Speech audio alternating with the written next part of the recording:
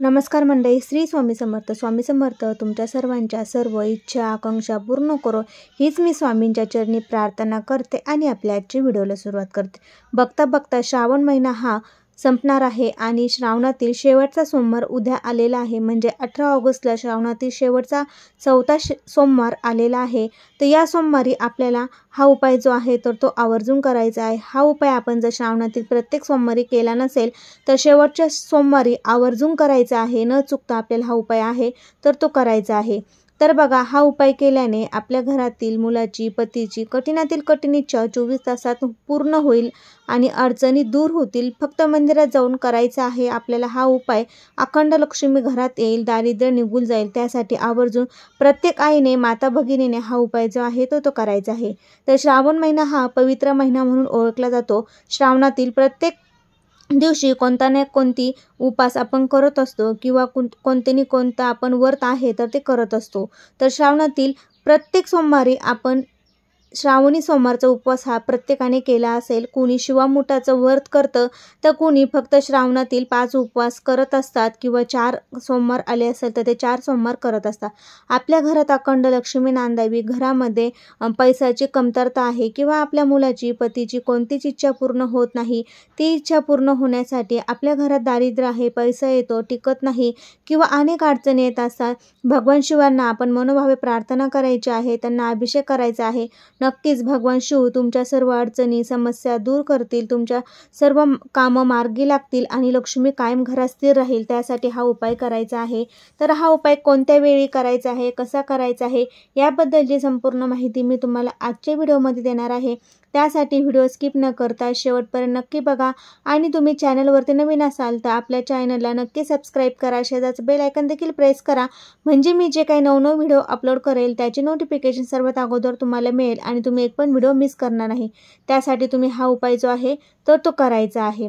तर सकाळी लवकर उठून स्नान वगैरे करायचं आहे. अंघोळीच्या पाण्यामध्ये कच्चं दूध गंगाजल टाकून आपल्याला आंघोळ करायची आहे. आपल्या घरातील देवपूजा वगैरे करून घ्यायची आहे. शिवलिंग असेल तर पंचामृताने, दुधाने, शुद्ध पाण्याने अभिषेक करायचा आहे. बेलपत्र, पांढरी फुलं, धोत्र्याचं फूल आणि चौथ्या सोमवारी शिवामुठी जवस आलेली आहे. आपल्याला जवसाची शिवामूठ अर्पण करायची आहे. घरातील शिवलिंगाची विधिवत पूजा करायची आहे. आपल्याला शिवलीला अमृतचा 11वा अध्याय वाचायचा आहे. उपवास करायचा आहे. उपवासामध्ये तुम्ही फळे किंवा खिचडी किंवा गोड खिचडी खाऊ शकता. प्रत्येक ठिकाणी वेगवेगळे पदार्थ हे खाल्ले जातात. तर त्यानंतर आपल्याला संध्याकाळी जो आहे तर आपण शिवलिंगाची जर पूजा मंदिरामध्ये जाऊन करणार असाल तर सकाळी न जाता आपल्याला संध्याकाळी जाऊन ही पूजा करायची आहे. 3 सांजेच्या वेळेला शिव मंदिरात जायचं आहे. जाताना तांब्या भरून पाणी घ्यायचं आहे. त्यामध्ये थोडंसं कच्चं दूध, गंगाजल आणि जवस टाकून हे आपल्याला शिवलिंगावर जाऊन अभिषेक करायचा आहे. सोबत आपल्याला काय न्यायचं आहे, पांढरे फुलं, धोत्र्याचं फूल, फळ, बेलपत्र, आपल्याला धूप, दीप, अगरबत्ती हे सर्व घ्यायचं आहे. त्यासोबत ह्या उपायासाठी आपल्याला काय लागणार आहे तर आपल्याला कणकेचे दिवे लागणार आहे. कणकेचे दिवे हे आपल्याला कणिक मळताना त्यामध्ये थोडीशी हळद टाकून आपल्याला ही कणिक मळायची आहे. त्यामध्ये मीठ टाकायचं नाही आणि ती कणिक मळल्यानंतर त्याचे 7 दिवे आपल्याला तयार करून घ्यायचे आहे. त्यामध्ये डबल वाटीचे आपल्याला डबल वात करून 7 वाती 7 दिव्यांमध्ये टाकायचे आहे. दिव्याला देखील आपण कोरडी हळद चोळायची आहे, कारण की हळद ही माता लक्ष्मीला अतिशय प्रिय आहे. आपल्याला माता लक्ष्मीला, भगवान विष्णूंना शिवांसोबत प्रसन्न करून घ्यायचं आहे. म्हणजे आपल्या घरामध्ये लक्ष्मी स्थिर राहील आणि आपल्याला आपल्या अडचणी दूर होण्यासाठी, आपल्या घराची मुलाची पतीची प्रगती होण्यासाठी आपल्याला त्या दिव्यांमध्ये मोहरीचं तेल जे आहे तर ते टाकायचं आहे. मोहरीचं तेल हे अडचणी संकटे दूर करण्यासाठी अतिशय अतिशय पॉवरफुल मानलं जातं. त्यामुळे ते तेल आपल्याला त्यामध्ये टाकायचं आहे. मोहरीचं तेल नसेल तर तुम्ही जे देवाला तेल वापरतात ते टाका आणि त्यामध्ये थोडीशी पिवळी मोहरी टाकायची आहे आणि 7 दिवे आणि तांब्या भरून पाणी, त्यामध्ये थोडंसं कच्चं दूध आणि जवस टाकायचे आहे. शिवामुठी जवस आहे, थोडी जवस न्यायची आहे. आपल्याला भस्म न्यायचं आहे, पांढरे फुलं, धोत्र्याचं फूल न्यायचं आहे, फळ न्यायचं आहे, बेलपत्र न्यायचं आहे आणि आपल्याला हे सर्व साहित्य, धूप, दीप, अगरबत्ती हे सर्व साहित्य घेऊन आपल्याला एक गोष्ट लक्षात ठेवायची आहे. चप्पल न घालता आपल्याला शिवाच्या मंदिरात 3 सांजेच्या वेळी जायचं आहे.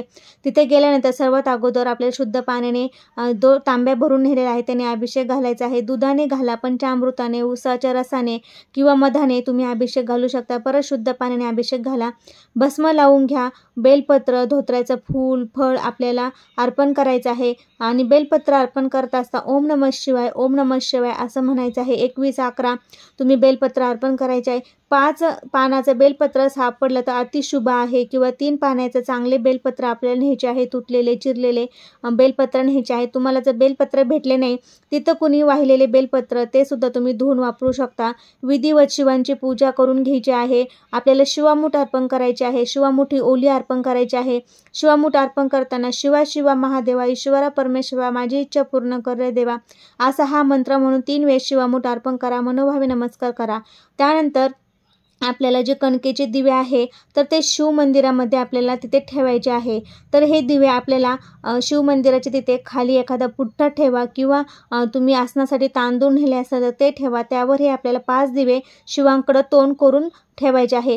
पण तुम्ही पूजा करत असताना उत्तरेकडे तोंड होईल या दिशेला बसून तुम्ही पूजा करायची आहे आणि ते दिवे त्यांच्यासमोर ठेवायचे आहे. प्रत्येक दिवा प्रज्वलित करताना तुमची काही अडचण आहे, कोणत्या समस्या आहे, कोणती इच्छा पूर्ण व्हायची आहे तर तो प्रत्येक एक दिवा प्रज्वलित करताना आपल्या अडचणी, समस्या, कोणत्या इच्छा आहे त्या सांगायचं आहे. लक्ष्मी घरात स्थिर राहू दे, माता लक्ष्मी भगवान विष्णूंना घरात येऊ दे, माता लक्ष्मी कायम स्थिर असू दे असं म्हणायचं आहे. आणि मनोभावे प्रार्थना करून हे आपल्याला 5 दिवे तिथे प्रज्वलित करायचे आहे. आणि प्रज्वलित केल्यानंतर मनोभावे नमस्कार करून आपल्या इच्छा आकांक्षा पूर्ण होण्यासाठी भगवान शिवांना, दिव्यांना प्रार्थना करायची आहे. त्यांच्यासोबत माता लक्ष्मी, भगवान विष्णूंना प्रार्थना करायची आहे आणि घरी यायचं आहे. घरी येताना कुणाशी बोलू नये, कुणाच्या घरी जाऊ नये. खूप आग्रहाने कुणी बोलवलं तरी जायचं नाही, डायरेक्ट घरी यायचं आहे. घरी आल्यानंतर 1 दिवा आपल्याला आपल्या देवघरामध्ये प्रज्वलित करायचा आहे. तिथे प्रज्वलित करत असताना आपली इच्छा आकांक्षा आपण सांगायच्या आहे, त्या पूर्ण होऊ द्या म्हणून प्रार्थना करायची आहे. त्यानंतर जो 1 दिवा उरलेला आहे तो आपल्याला तुळशी समोर प्रज्वलित करायचा आहे. त्याखाली आपल्याला एक पान किंवा आपल्याला तांदूळ किंवा गहू ठेवून आसनावर हा दिवा ठेवायचा आहे आणि मग तो दिवा प्रज्वलित करायचा आहे.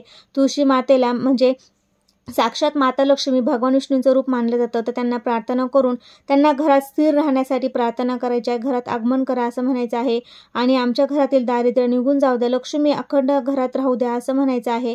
आणि मनोभावे प्रार्थना करून 7 प्रदक्षिणा मारायच्या आहे आणि मग घरात यायचं आहे. तर असा हा 7 दिव्यांचा उपाय आपल्याला उद्या श्रावणातील शेवटच्या सोमवारी करायचा आहे. नक्कीच तुमच्या मुलांच्या 100% प्रत्येक इच्छा, अडचणी दूर होतील आणि घरात लक्ष्मी अखंड स्थिर राहील, दारिद्र्य निघून जाईल, घरात कशाचीच कमतरता भासणार नाही. त्यासाठी शिव मंदिरामध्ये जाऊन तुम्ही हा उपाय उद्या करायचा आहे. तर कसा वाटला व्हिडिओ मला कमेंटद्वारे नक्की सांगा. व्हिडिओ आवडला असेल तुमच्या मित्रपरिवारामध्ये शेअर करा. श्री स्वामी समर्थ. धन्यवाद.